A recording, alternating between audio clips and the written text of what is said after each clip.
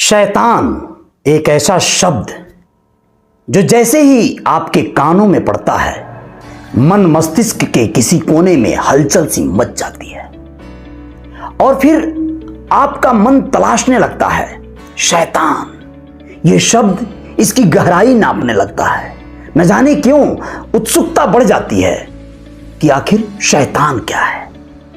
नमस्कार, अजय साहनी स्टार हूं और रियल रिपोर्टर न्यूज वाले इस पेज पे आप लोगों को बताने जा रहा हूं। रियल रिपोर्टर न्यूज स्टार वाले अपने यूट्यूब चैनल पे इस खबर को फिल्मी बातों के तहत एक रिव्यू है शैतान मूवी की, जो अजय देवगन स्टारर है। बहुत ही अलग तरह की एक फिल्म है जिसमें यूं तो अजय देवगन के बड़े कद को दर्शकों ने थोड़ा कमजोर महसूस किया है, लेकिन वाकई पटकथा और विकास बहल की जो निर्देशन में बनी ये फिल्म है, कुछ तो है जो दर्शकों को शुरू से लेकर अंत तक बांधे रख लेती है। बांधे रखने के कारण है हमारा इंडियन दर्शक जो देखना चाहता है, आमतौर पर जो तमाम इस तरह के हॉरर फिल्मों को देखता आया है दर्शक, उससे थोड़ा सा हटकर एक ऐसी कल्चर, एक ऐसी परिपाटी को दर्शाने की भरपूर कोशिश किया है इस टीम ने, जिससे एक नई चीज, या यूं कहें कि जो जानी पहचानी तो बहुत वर्षों से जा रही है, लेकिन फिर भी काला जादू, वशीकरण, ये सब शब्द आज के दर्शकों के लिए नए हैं। एक ऐसा परिवार जो पूरी तरह से खुशहाल है, शानदार जानदार जीवन शैली जी रहा है, लेकिन वह अपनी छुट्टियां बिताने के लिए फार्म हाउस पे जाता है और रास्ते में ही वो एक बड़ी मुसीबत से जाने अनजाने में टकरा जाता है। आर माधवन अपनी अदाकारी से बेहतर प्रस्तुति दर्ज कराने में सफल रहे हैं। शैतान की भूमिका को उन्होंने जीवंत कर दिया है। एक ऐसा शैतान जो हंसता है, मुस्कुराता है, खाता है, आपके घर में घुस जाता है और आपको पता भी नहीं चलता। जी हां, कुछ ऐसा ही हुआ है शैतान मूवी में अजय देवगन की पत्नी ज्योतिका और उनकी बेटी, जो कि एक शानदार भूमिका जानवी के रूप में अदा की है, जानकी बोडीवाला।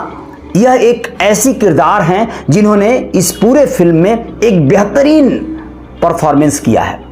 कठपुतली की भूमिका, बिल्कुल इशारों पे नाचने वाली भूमिका, शैतान के इशारों पर। जी हां, हर्ष जो उनका बेटा है, ये 4 लोगों की एक फैमिली है, छुट्टियां मनाने जा रही है, फार्म हाउस पे जाने की तैयारी हो गई है और फार्म हाउस से लौटकर लद्दाख जाने की तैयारी में जानवी जाती है बड़े हर्ष उल्लास के साथ। फार्म हाउस के जाते हुए रास्ते में ढाबे पर बैठकर जब ये परिवार कुछ खा पी रहा होता है, उसी समय एक अजनबी व्यक्ति इनकी छोटी सी मदद करता है चाय खरीदने में।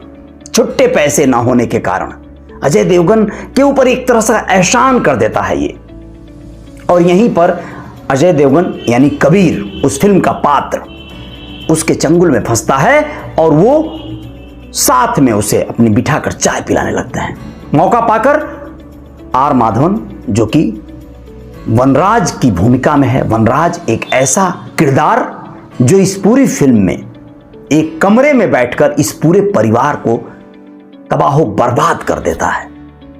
ये बात अलग है कि हिंदी सिनेमा में, जैसा कि आप लोग जानते हैं, क्लाइमेक्स अगर सकारात्मक ना हो, पॉजिटिव ना हो, तो दर्शक हमारा निराश और उदास होकर लौटता है। तो इस फिल्म में जो शुरुआत में दिखाया गया है, पूरी जो कास्टिंग है, वो कास्टिंग ही दर्शकों को बांध देती है, पूरी फिल्म देखने के लिए विवश करती है। और आप लोगों को यह भी बताना जरूरी है, आउटडोर शूटिंग्स बहुत कम हैं, इंडोर, इन हाउस शानदार तरीके से एक बंगलों में इस फिल्म को पूरी तरह से कंप्लीट किया गया है। एक पूरी रात की कहानी दिखाई गई है, उस रात में जितने घटनाक्रम होते हैं वो सारे दर्शाए गए हैं। आप लोगों को बताना जरूरी है कि वनराज इनका पीछा करते हुए उस ढाबे से कब इनके घर पहुंच जाता है, इन लोगों को यह देखकर हैरानी होती है। वनराज इनके घर में घुस जाता है क्योंकि वो आसानी से जानवी को अपने कब्जे में कर चुका रहता है। उसे एक लड्डू खिलाता है उसी ढाबे पर, और उस लड्डू के खाने के बाद वो पूरी तरह से उसके वश में होती चली जाती है। जो वो कहता है वही करती है। वो कहता है नाचो तो नाचती है, वो कहता है मारो तो मारती है, वो रोने को कहता है रोती है, थप्पड़ मारने को कहता है खुद को मारती है, हंसने को कहता है हंसती है। मतलब खुद को अगर वो मार डालने को कह देता तो वो मार डालती, आग लगाने को कह देता आग लगा डालती, कुछ भी बचा नहीं है। हैरत अंगेज कारनामे जो उस घर में हो सकते थे वो सब के सब को विकास बहल ने दिखाने की कोशिश किया है। ये बात अलग है, अजय देवगन की बड़ी कदकाठी के सामने, आर माधवन जैसे व्यक्ति के सामने वो हारते नजर आते हैं। कुछ पल के लिए दर्शक यहां पर थोड़े से हताश से होते हैं, लेकिन पिता के रूप में एक व्यक्ति क्या क्या सह सकता है यह भी इस फिल्म में देखने को मिलता है। लेकिन एक पिता, एक मां अपने बच्चे के लिए किस हद तक जा सकते हैं यह भी इस फिल्म में देखने को मिलता है। ज्योतिका जब अपनी बेटी के लिए आर माधवन से लड़ जाती हैं, अपने बेटे हर्ष की जिंदगी दांव पर लगा देती हैं। बेटा काफी चोटिल हो जाता है, उसे मारने की कोशिश की जाती है। जिद पर अड़ा है आर माधवन, वनराज इनकी बेटी को अपने साथ ले जाने के लिए। इस फिल्म में एक सेकेंड हाफ के बाद, इंटरवल के बाद जो चीजें निकल कर आती हैं वो ये दिखाती हैं कि वनराज एक बड़ा तांत्रिक है। ये बात अलग है कि उसकी इतिहास, उसका भूगोल कुछ समझ में नहीं आया कि वो कहां से आया था, लेकिन वनराज एक बड़ा तांत्रिक है जो बड़ा शैतान बनना चाहता है। और वह इस रात, जिसको आमतौर पर हिंदी सिनेमा में अमावस की रात वगैरह से नवाजा गया है, यहां पर कुछ और ही कहा गया है।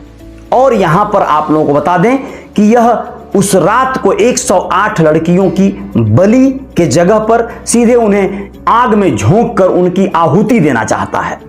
यह कई वर्षों से वह इकट्ठा किया रहता है, कई महीनों से 108 लड़कियां उस क्षेत्र से गायब रहती हैं। यह बात अलग है कि पुलिस की भूमिका यहां पे नगण्य दिखाई देती है। शुरुआत में ही पुलिस इनके घर में हेल्पलाइन नंबर से कॉल जाने की वजह से आती तो है, लेकिन यहां पे जिस तरह से आमतौर पे ताना बाना बुना जाता है कि पुलिस के सामने से ही, उसके नाक के नीचे से ही क्रिमिनल साफ बच जाता है, और यही होता है यहां भी।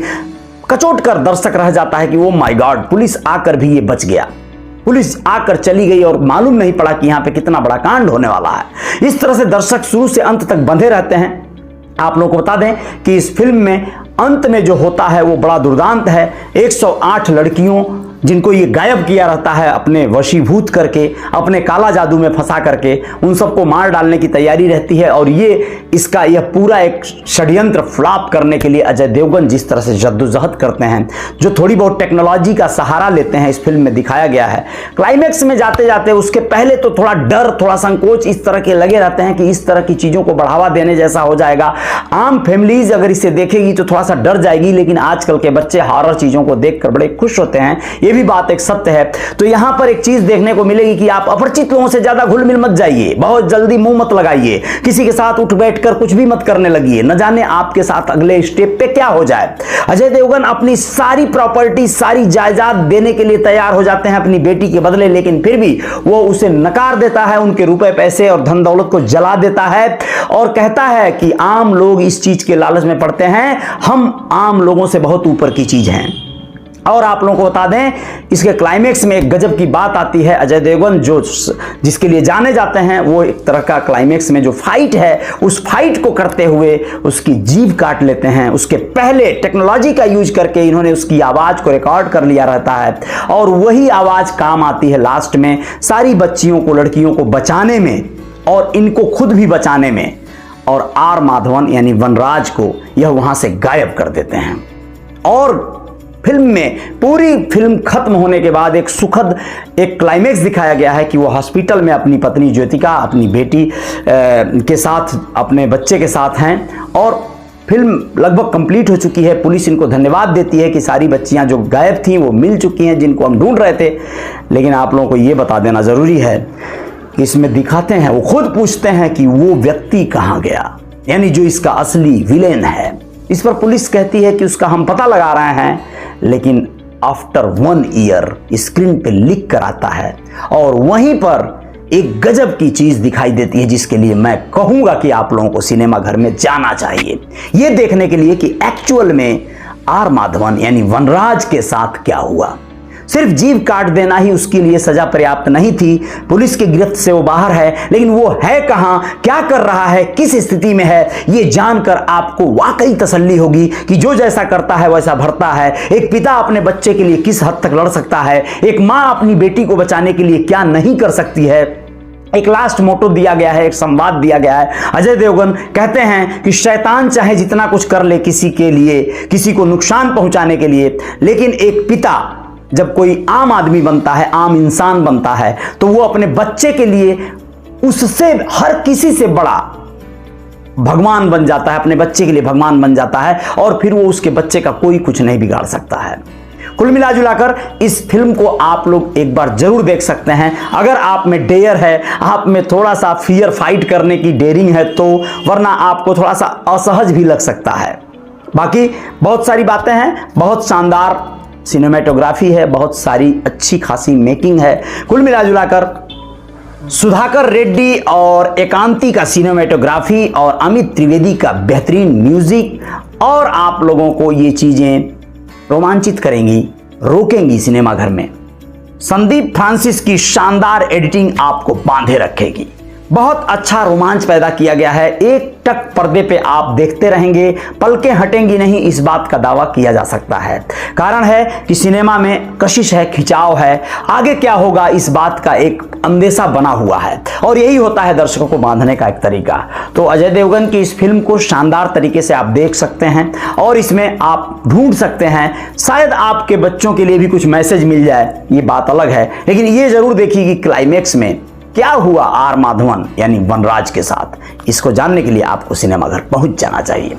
जय जयकार जारी रहेगी। रियल रिपोर्टर न्यूज स्टार पे आप लोगों को और खबरों के साथ आएंगे। जय हिंद, जय भारत, शुक्रिया।